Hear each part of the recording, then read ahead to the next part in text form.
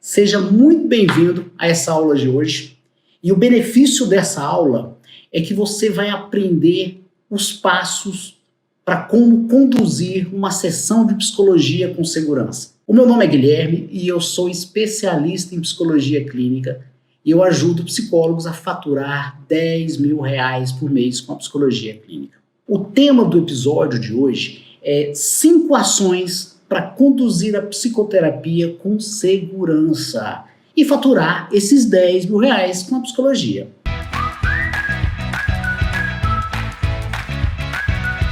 O que seria, então, conduzir a psicoterapia com segurança? Antes de responder, eu vou olhar dentro dos olhos de vocês e gostaria que vocês lembrassem de situações que, porventura, vocês já devem ter passado por aí, atendendo os seus pacientes. Já aconteceu comigo, de estar lá olhando para o paciente está lá falando e você não sabe o que falar, você não sabe como ajudar, você parece que não consegue alcançar o paciente, entender o paciente. Você não sabe nem o que fazer mais, você se sente qualquer coisa, menos psicólogo. Você já se sentiu assim meio perdido numa sessão de terapia? Comenta aí alguma coisa. Isso eu sei que acontece com uma grande maioria dos psicólogos. Já aconteceu comigo, de vez em quando acontece, a gente se perde, a gente fica realmente assim, parece um assunto que é diferente para nós, que não é tão familiar. E é familiar, afinal de contas a gente estudou para isso, a gente é treinado para isso, desde lá da época da graduação, e agora aí, sentado atrás da cadeira, como eu estou aqui, tentando entender o nosso paciente. Então, você já olhou para o seu paciente e ficou meio perdido? Ficou se sentindo inseguro? Como conduzir essa sessão de terapia e as outras sessões de terapias que porventura vem aí? Então vamos lá. Se você de repente estiver tentando buscar uma resposta, o que você poderia fazer para melhorar essa segurança, eu vou te dar a seguinte dica. Uma das características que existe, para a gente responder o que é conduzir a psicoterapia com segurança, uma das características do ser humano, e principalmente da nossa profissão, é que a gente trabalha com uma das coisas mais complexas que existe, ou seja, o ser humano. Eu costumo dizer que o bicho mais complicado que existe para a gente entender é o ser humano. Para entender o animal, primeiro a gente tem que tentar entender a fisiologia desse animal. E quem é que passou a entender a fisiologia desse animal? O ser humano. Ou seja, o ser humano ele é muito complexo, é uma máquina realmente difícil, muitas vezes, da gente entender. E quando você, psicólogo que está aí, você trabalha com o ser humano, ainda mais com uma coisa que você não vê, que você não tem tanto alcance. Ou seja, você trabalha com as emoções do ser humano. É uma coisa abstrata. Aí fica mais difícil ainda de você ter segurança e saber se você está indo pelo caminho certo. Quantas vezes a gente pensa que o paciente da gente está falando uma coisa que realmente é verdadeira e às vezes ele mente. Não mente por maldade não, mente por de repente não estar preparado por causa do processo terapêutico em falar a verdade. Então ele esconde algumas coisas. E como é que a gente faz para ter segurança e saber que o nosso trabalho está caminhando da forma mais adequada? Vou falar uma coisa aqui que muitas pessoas dizem assim, Guilherme, será que falta isso? Mas pela experiência do que a gente anda passando para os nossos alunos já há alguns anos, até para mim mesmo, eu comigo mesmo, quando você consegue quase que protocolar um caminho do que você deve seguir, ou seja, quais os caminhos, quais os passos que você deve seguir para ter segurança, já que a gente trabalha com abstrato. Será que se a gente conseguir concretizar um pouco alguns passos do que a gente tem que fazer no dia a dia, isso não vai dar segurança para a gente? Você pode até me perguntar assim, então Guilherme, será que para a gente ter segurança, eu preciso saber, entender, enfrentar a pouca visão que a gente tem do paciente da gente? Ou seja, vamos imaginar o seguinte exemplo para ficar mais claro. Eu te respondo que sim. Para a gente ter segurança do nosso trabalho como psicoterapeuta, a gente precisa entender de forma mais prática, mais direta, o que é o problema do nosso paciente. Porque ele fala das emoções. E falar das emoções, você começa a ter várias interpretações. várias hipóteses. E aí é por isso que é característico da classe dos psicólogos você se sentir inseguro, porque não é uma coisa palpável. Não é igual, por exemplo, não estou querendo diminuir profissão nenhuma, mas não é igual, por exemplo, do médico. O médico, ele sabe que se ele tem que tirar um apêndice, ele sabe por onde que corta a pele, que músculo que afasta, o apêndice que tanto que tira, ele faz ali a higienização do local e tira. É concreto. Para levantar um muro, né, passa-se aquela linha, eu já vi alguns pedreiros trabalhando, passa aquela linha, tira o nível do solo para de repente levantar os tijolos. Tem a quantidade de água que mistura com o cimento para o tijolo ficar firme um em cima do outro. Então, assim, é uma coisa mais concreta. E a gente que trabalha com coisas mais abstratas? Nós precisamos puxar um pouquinho o lado para o lado do concreto também. E dando um exemplo para você entender o tanto que, como a gente acaba trabalhando com o lado mais abstrato do ser humano, as emoções do ser humano, a gente precisa então concretizar. Mas vamos lá. E como é que seria essa concretização? Vamos dar primeiro o exemplo para você entender o tanto que a gente se perde de fato com os casos clínicos que aparecem para a gente. Vamos inventar aqui, por exemplo, um caso clínico que já deve ter aparecido para você. Vamos imaginar uma ansiedade generalizada. Segundo o nosso DSM, ele diz que a característica daquelas pessoas que têm uma ansiedade generalizada são aquelas pessoas que têm uma preocupação excessiva, se preocupam com tudo. E essas preocupações com tudo, muitas vezes, deixa a gente meio perdida, gente, psicólogo, porque você fica pensando, tá, se você tem uma ansiedade generalizada e se preocupa com tudo, imagine que você está com esse paciente na sua frente. O que eu faço para ajudar ele? Quais são as preocupações que ele tem? Será que a preocupação com a noiva, a preocupação em não conseguir pagar um determinado imposto, uma preocupação em não conseguir ter um bom diagnóstico lá no tratamento X, Y, Z que ele está fazendo, dentário ou fisiológico, qualquer que seja, isso é uma ansiedade generalizada? Até que ponto que esse paciente com ansiedade generalizada está sendo afetado mesmo? E como é que eu faço, eu, psicólogo, faço para ajudá-lo? Aí é que vem a resposta. Você tem que seguir 5 passos. Eu tracei 5 passos, 5 ações para você conseguir traçar quase que como protocolo para deixar você mais seguro na sua profissão de psicólogo clínico. E quais são essas 5 ações que você tem que ter? Fique até o fim dessa aula, porque eu vou fazer uma ligação entre essas 5 ações. Fique atento para você já colocar isso em prática o mais rápido possível. Então, a primeira ação, o primeiro ponto é você fazer uma boa anamnese. A anamnese, gente, ela tem algumas características. Você deve fazer ela durante a terapia toda, a primeira consulta, e você ainda pode recorrer a ela durante outras sessões que porventura vão vir. A 10ª, 20ª, 30ª, 4 anos, 5 anos de sessão, você ainda pode voltar na anamnese lá inicial e dar uma pincelada, dar uma melhorada. Porque a anamnese, ela também tem como objetivo, não é só ficar ali presa na primeira consulta para você coletar dados desse paciente. A anamnese, ela tem como objetivo você colher dados desse paciente para você saber que ferramentas que você pode usar, que técnicas que você pode usar para ajudar esse paciente. Exemplo, paciente com ansiedade generalizada, está muito tenso, não consegue dormir direito, irritadiço. Essas são as características. Então, o que você pode fazer para ajudá-lo?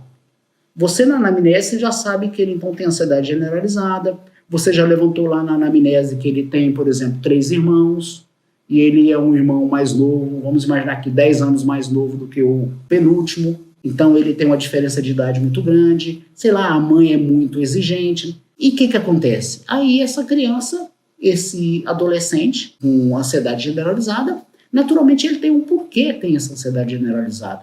Ele vem de um meio que, de repente, deixou ele mais ansioso. Mas quais as outras coisas que deixam ele ansioso? Então, se você levantando esses pontos da anamnese, são importantes para você saber que ferramentas você pode utilizar. Então, o que você vai fazer? A anamnese, ela é nada mais, nada menos do que o primeiro conteúdo da terapia para você conseguir chegar realmente no fato da queixa do seu paciente. Você poder chegar lá na raiz do paciente. Por isso é importante a anamnese. Vou dar uma dica aí, que a gente fala muito para os alunos aí do Prospera Psi. Tenha decorado na sua mente o que você pode perguntar numa anamnese e vai marcando no papel, não de forma tão formal, de forma informal. Vai anotando, prestando atenção no paciente, você não pode perder essa empatia, esse olho no olho, né? Isso é muito importante, mas vai marcando. Depois que você fizer isso, você agora vai partir para a segunda ação. Seria a importância, sim, de fazer um contrato. Eu sei que grande parte dos psicólogos hoje fazem um contrato verbal e não entregam nada documentado. Se você tem o hábito de fazer esse verbal, não o documentado, aquele que o paciente assina no finalzinho, com medo até de quebrar um pouco esse lado humano da coisa, entre psicólogo e paciente, então eu te aconselho a fazer o seguinte: faça o contrato, explique algumas cláusulas que são importantíssimas a serem explicadas, mas depois manda por e-mail para ele. Olha, eu vou mandar por e-mail para você ler depois, para você ficar por dentro, porque através do que tem ali no contrato, vai ajudar muito o seu processo, o seu desenvolvimento de terapia. É importante a gente seguir algumas regras.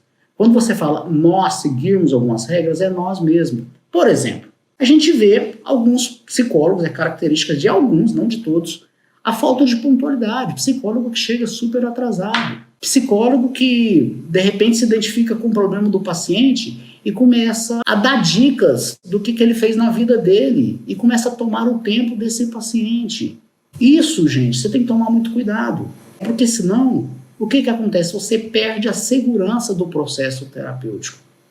O contrato, ele serve para você mostrar para o seu paciente que a pontualidade dele e a sua pontualidade é uma via de mão dupla, é os dois que tem que fazer. E quando você faz esse contrato, você entra na honra de ter que cumprir isso aí.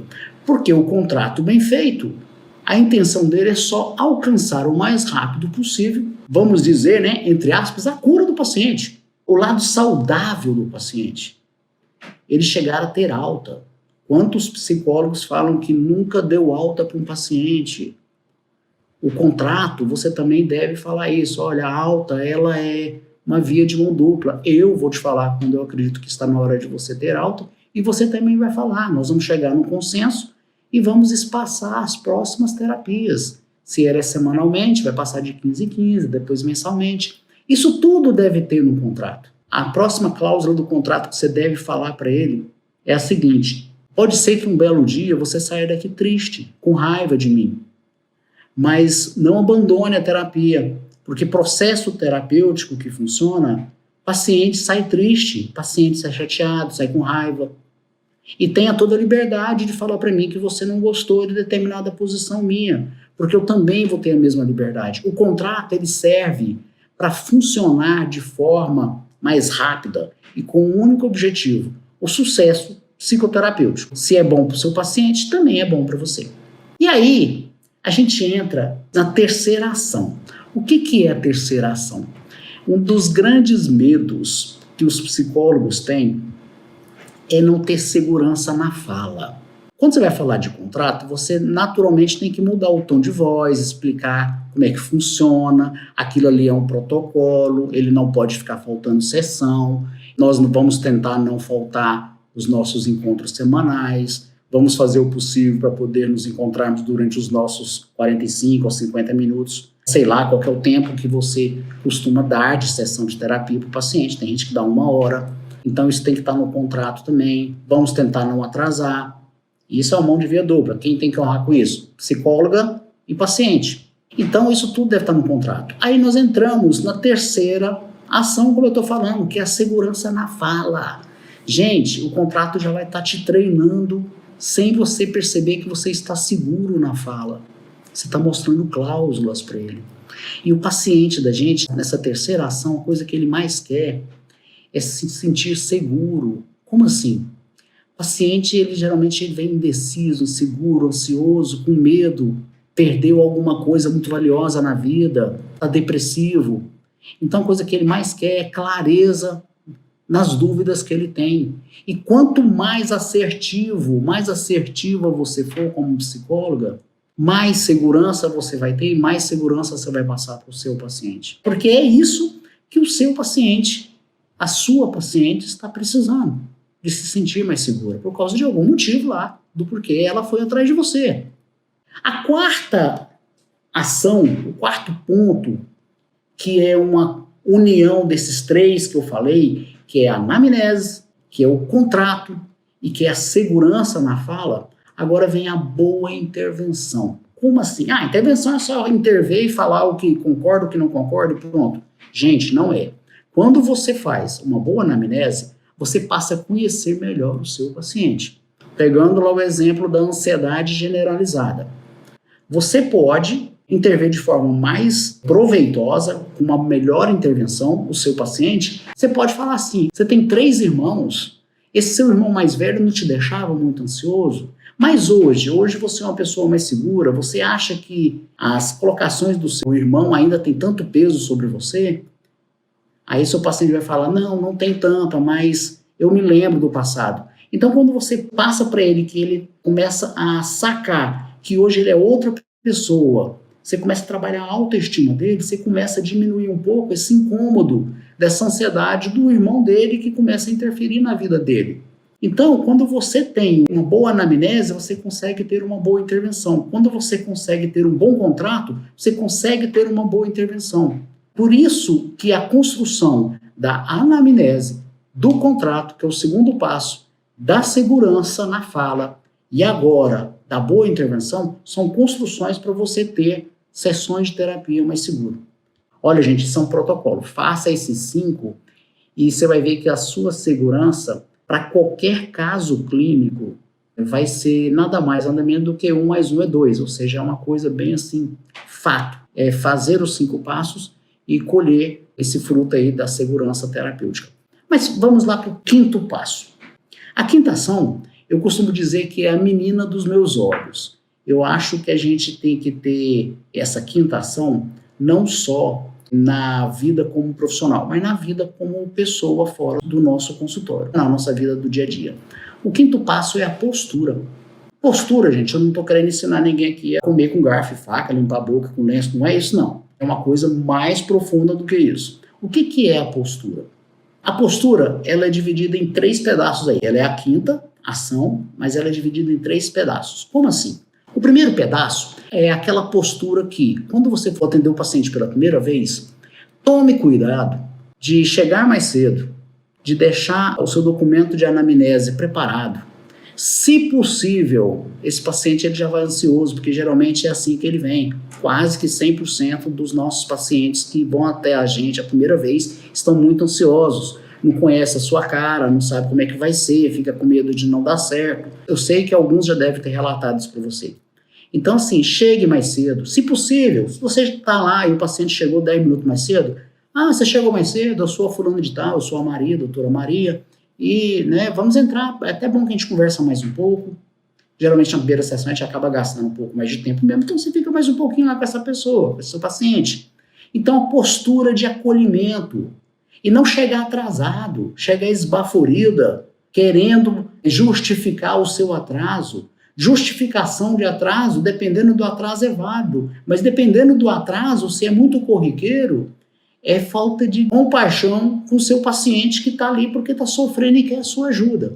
Então a postura antes de começar o processo terapêutico, ou seja, ser pontual, é primordial para a nossa classe que atende e trabalha com pessoas que estão com a alma doente, com problemas emocionais. Como eu falei, a postura é dividida em 3. Qual que é a segunda parte? A segunda parte é a questão postural que acontece dentro do seu consultório. Exemplo, às vezes você se identifica, isso já aconteceu comigo, isso é normal, nós somos seres humanos, carne e osso, mas já aconteceu comigo e eu sei que acontece contigo, da gente se identificar com o problema do paciente. Às vezes você está com um problema lá conjugal com o seu namorado e o paciente que você está atendendo descobriu uma traição. Nossa, como parece com você, e você toma as dores do paciente e fala de você e começa a falar de você e você atropela as coisas. Aquele momento, gente, é do seu paciente, então você tem que ter uma postura muito correta. Você falar que entende, que já passou por situação parecida, válido, mas aí acabou o assunto e volta no assunto. O centro das atenções é o seu paciente, não você, tá? Então essa quinta ação em relação à postura é por aí. E a terceira etapa, que é subdividida nessa quinta fase, que é a ação da postura, é a postura fora do consultório. Às vezes você fala assim, terminou a sessão, agora eu vou para a gandaia.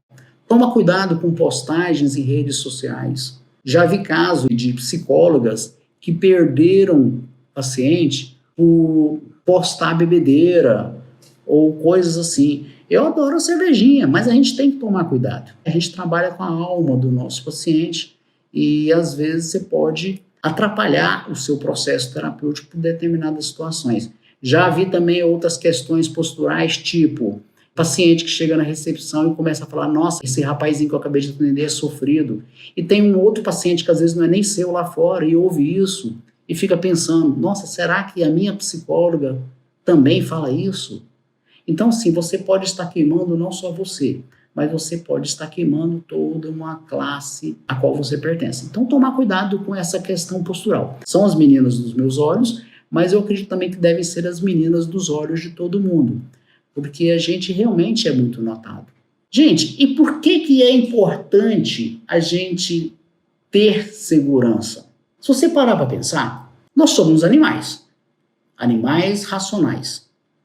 E existem os animais irracionais. Os racionais e os irracionais, eles têm um faro natural para perceber se a gente é amado, querido, se a gente está com medo, se a gente está com raiva. O seu paciente percebe isso em você também. Eu tenho um pet, o Chico, um cachorrinho. Quando eu chego em casa, ele vem numa alegria, ele demonstra alegria, é fácil perceber isso. Na hora que ele está com o brinquedinho dele, se eu vou pegar, ele mostra os dentes, ele não quer que eu pegue o brinquedinho dele. Então é fácil a gente detectar. E eu, animal racional, percebo isso. O seu paciente percebe se você está inseguro. Vou contar um caso que aconteceu comigo, só para você ter uma noção, tanto que o seu paciente percebe se você está inseguro ou seguro. Por isso a importância de você traçar uma forma protocolar, um protocolo de como conduzir o seu processo terapêutico.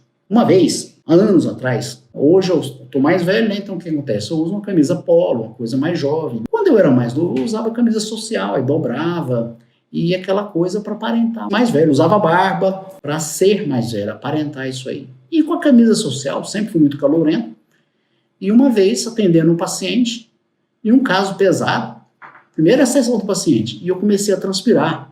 Eu transpirava muito e a camisa marcou. E o paciente falou que gostou, nós fechamos o contrato, ele falou que voltaria na outra semana. E ele bateu a mão nas minhas costas, despedindo, e eu falei, nossa, ele sentiu o suor, descendo nas minhas costas, porque estava realmente muito molhado. Mas ele falou que ia continuar. Eu falei, graças a Deus, ganhei um paciente. Conversei com a secretária, ele vai voltar, ele falou que vai voltar. Aí no outro dia a secretária falou assim para mim, Guilherme, sabe aquele paciente de ontem? Ele falou que não vai voltar. Eu falei, não, ele falou que estava tão confiável, que queria voltar, que pena. Ele falou, por quê? Ele falou que achou você muito inseguro, achou que você estava transpirando muito, sentiu que parece que você não dominava muito a situação do problema dele. Eu transmiti para um paciente que eu estava inseguro, só pelo fato de estar suando, de estar demonstrando aquele tipo de comportamento.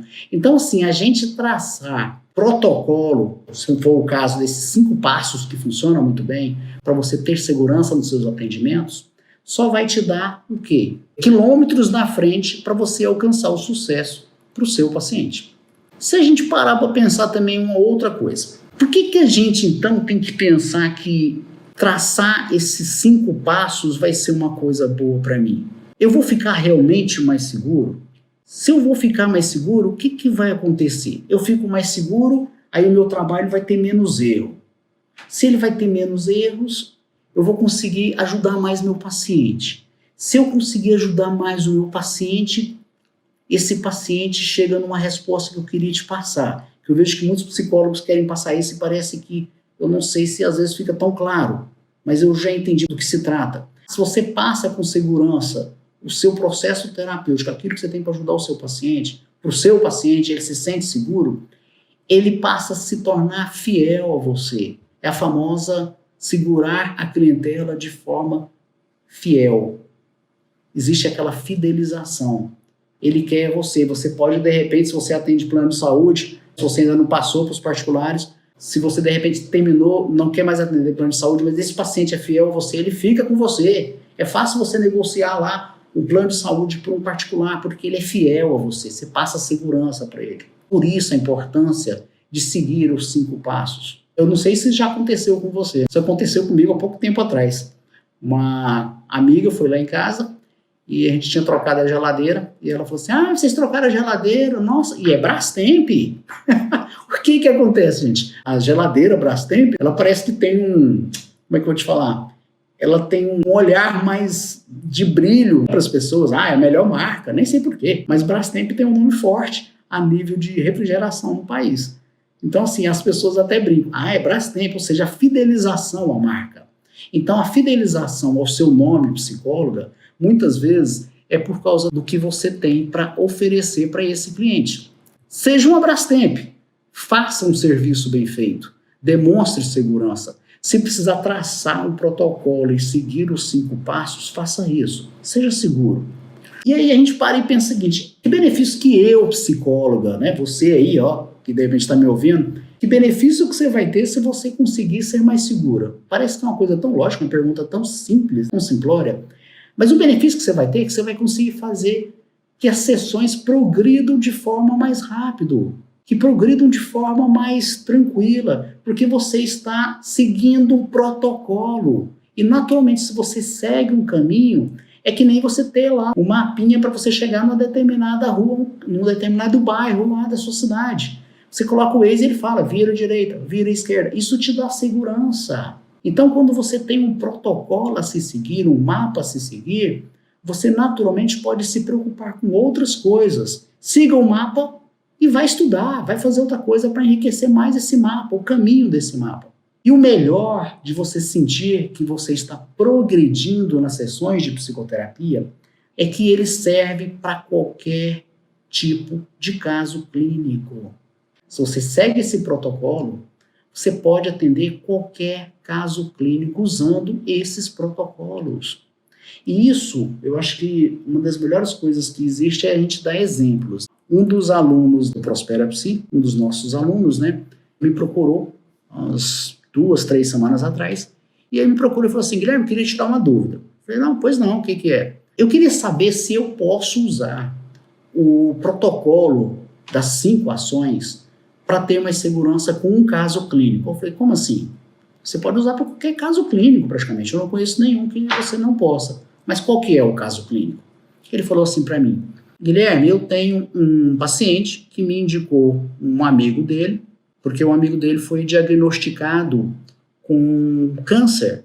Falou que o amigo dele está muito abalado, muito abatido, muito depressivo, não está querendo fazer o tratamento de quimioterapia, a esposa está muito preocupada, etc. e tal, e a gente queria que você ajudasse ele. E ele quer fazer terapia, ele está muito abalado, não consegue trabalhar. O que a gente pode fazer?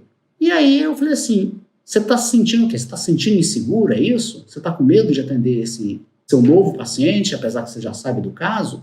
Assim, porque é um caso assim, né, câncer, estou com receio de não conseguir ajudá-lo. Eu posso usar essas 5 ações, esses 5 pontos? Eu falei assim, não, você não pode, você deve. Eu falei para ele assim, quer ver, pensa, se você usa essas 5 ações com esse paciente em específico, se você faz uma boa anamnese, se você faz um bom contrato, se você faz todo aquele passo, e na anamnese, de repente, você fica sabendo que os irmãos dele são pessoas que ajudam muito ele, que estão do lado dele, sempre foram muito próximos. Vamos imaginar que aconteça alguma coisa assim. Você pode trabalhar com esses irmãos para estar mais perto dele, para estar ali, sabe, conversando outras coisas, empurrando ele para fazer o tratamento de quimioterapia e tudo mais, e qualquer outro que de repente venha. Então, gente, se você faz o protocolo de atendimento usando essas 5 ações, ele atinge qualquer tipo de caso clínico. E aí esse aluno falou assim, nossa, eu vou fazer isso. Ele usou essas 5 ações e me falou o seguinte, uns 8 dias atrás ele me contou, Guilherme, foi ótima sessão. Ele se sentiu seguro e o melhor, eu me senti aliviado e seguro para poder conduzir o restante do processo terapêutico dele. Que bom! Então o psicólogo conseguiu ajudar o paciente Provavelmente esse paciente poderá se tornar fiel aos atendimentos dele, poderá ser uma Brastemp, voltando naquilo que eu falei. Então, assim, usar e abusar desse protocolo é uma coisa que falta na nossa classe. Não se fala de protocolo. Se fala de protocolo só quando se fala de cursos rápidos, que tem geralmente a técnica para você tem que fazer assim, relaxamento, tem que fazer isso, depois fazer isso, depois fazer aquilo. Mas não se mostra, durante a nossa graduação, a necessidade de fazer um protocolo montado como esse aqui que eu estou passando para vocês. Então, usem e abusem. E o outro lado da moeda, gente, o outro lado da moeda que eu gostaria de passar para vocês é que se você não demonstrar segurança para o seu paciente, esse paciente vai embora.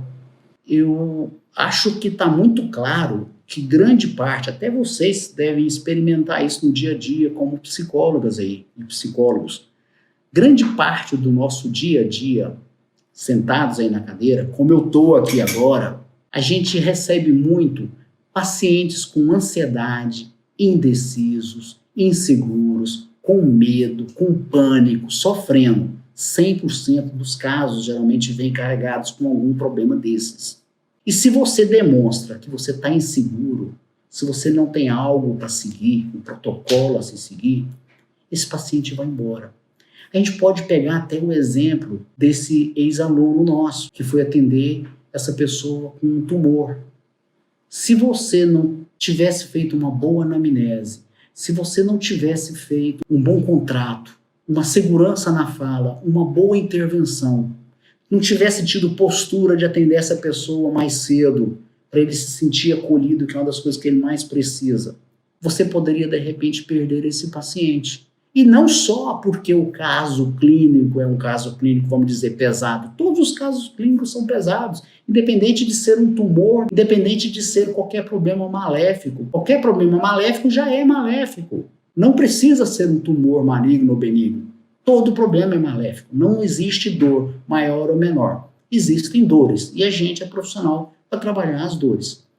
Então, como é que você ficaria se você, de repente, não tivesse traçado esse protocolo até chegar no atendimento desse paciente? Você poderia ficar inseguro e perder esse paciente. E aí, vamos imaginar que você fale o seguinte. Um aluno uma vez falou para mim: ah, professor, eu já estou sabendo de cor salteado como é que eu faço uma boa anamnese, estudei aquela anamnese que vocês deram, escritinha como é que a gente faz e tal, eu faço isso, sinto que eu estou mais seguro, mas mesmo assim eu ainda perco alguns pacientes por besteira, porque eu fico inseguro, eu falo besteira, eu tenho uma intervenção que não é tão feliz, eu fico às vezes não assertivo numa determinada fala.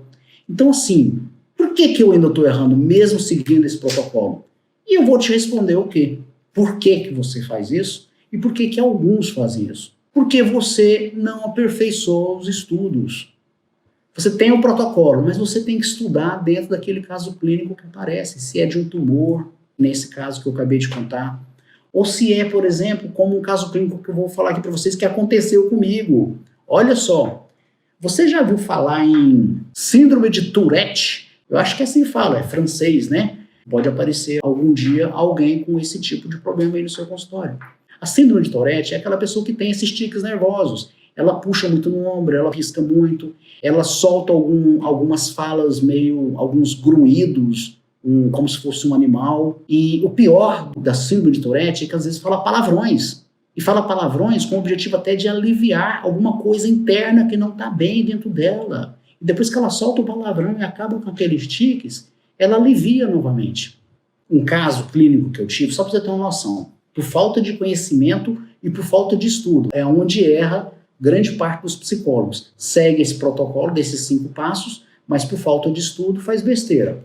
Tive uma pessoa que veio atrás de mim, começou a fazer terapia com síndrome de Tourette, e essa pessoa veio até mim porque ela estava cansada de ouvir as pessoas falando para ela que ela era mal educada porque ela falava palavrões. O palavrão que ela falava era FDP. Ela falava bem explicadamente, FDP. Aí parava. E literalmente é desse jeito mesmo. E a pessoa sofre muito porque ela sofre bullying, ela é taxada como mal educada, ninguém quer ficar perto. É uma figura esquisita mesmo. Machuca essa pessoa que tem a síndrome de Tourette porque ela é vista muito com preconceito. a estima dela vem muito atingida. Então, assim, ter conhecimento do caso clínico que você está atendendo, mesmo que você seja autoridade, já tenha esse nicho, já trabalhado há anos, é importante você saber com quem que você está trabalhando e o que que essa pessoa tem de problemática. E o que que eu posso fazer para não deixar essa segurança ir para o buraco? O que que você pode fazer para não perder essa segurança no dia a dia durante o processo terapêutico? Gente, você de vez em quando você tem que refazer o que você fez de errado. Exemplo, eu tenho mania de passear com meu cachorrinho, o Chico. Todo dia, final de tarde, início da noite, eu vou passear com ele no bosque que eu moro aqui perto, né? Eu passeio com ele e eu vou fazendo uma retrospectiva em cima de cada caso. Nossa, eu estou falando muito de mim para esse cliente, eu não estou tendo uma postura legal, então assim, eu vou parar de falar de mim. Nossa, eu estou chegando muito atrasado, eu não posso chegar atrasado. Eu tenho que voltar e falar um pouco mais, ter intervenções melhores, voltar lá na anamnese para lembrar de alguns dados, para poder ter intervenções melhores. Eu preciso ter falas mais assertivas, mais segurança na fala. Então, você fazer essa retrospectiva em cima de cada paciente que você tem, para você não cair no desleixo. Porque a gente acaba cansando realmente de manter aquele mesmo ritmo terapêutico bem feito. Então, não deixe cair no buraco o seu atendimento. Tape sempre esse buraco, observando o que você está fazendo de errado. Eu costumo dizer que as pessoas costumam dizer assim, mas ter um protocolo é preciso? Você pode trabalhar sem esse protocolo, só que naturalmente você vai ficar inseguro. Porque uma das características que acontece entre a classe dos psicólogos, às vezes, é você esquecer, nossa, o que ele me falou 3 semanas atrás. O protocolo vai fazer você lembrar o que foi falado desde lá do início com uma bela anamnese e tudo mais. O prontuário é importante diante disso tudo que eu estou falando também, tá? Comente aqui embaixo qual desses 5 pontos que eu citei hoje aqui que você sente que você precisa melhorar e colocar em prática. Eu espero que eu tenha ajudado vocês e que essa aula venha só a somar na vida profissional de cada um. Até mais e até a próxima aula.